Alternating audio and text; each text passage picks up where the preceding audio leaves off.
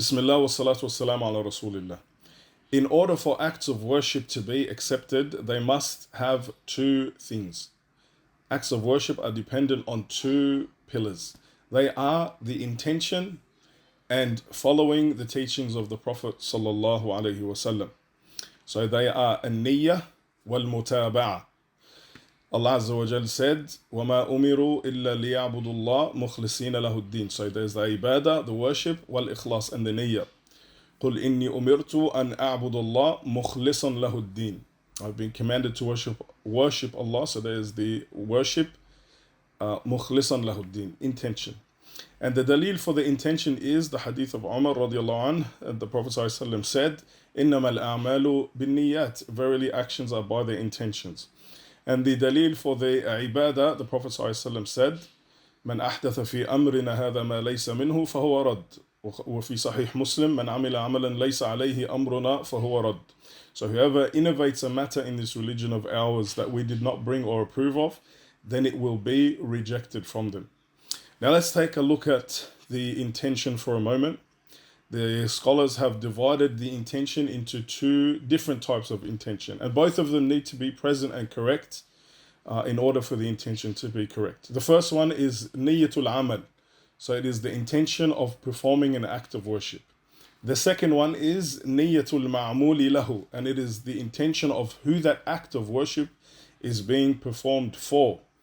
So niyyatul amal, it is a light intention. Once you hear the adhan, you get up to make wudu, to follow. So you know what you're doing. You're conscious of what you are doing. And Ibn Abbas radiallahu anhuma said, whoever knows what they are about to do has intended. So this is a light and easy form of intention. However, the second one, and that's the first one is spoken by the fuqaha. That is their issue.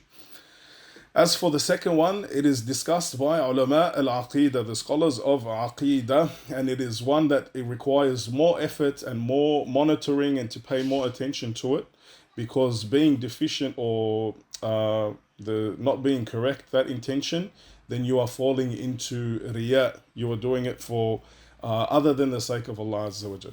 And this falls into riya. So both of these need to be correct and present in order for you to have the correct intention. You know what you are doing, and you are doing it for the sake of Allah Azza wa Jal. Niyatul amal wa niyatul ma'muli lahu. And the shaitan tries to attack you in the second one, because the first one it doesn't really matter to him too much, you know. If it's deficient, for example, you find yourself praying and you didn't intend to even pray, then your prayer is invalid. However, the second one, if he alters your intention in that one, then you are not only causing your act of worship to be invalid, but you are also falling into riya. So this is one we need to constantly be aware of and work on and monitor throughout our act of worship, that it is correct and our worship is being done purely for the sake of Allah Azza wa Jal, hoping for His reward and mercy. As for the ibadah, the act of worship, then, as we said, it needs to be according to how the Prophet ﷺ taught us.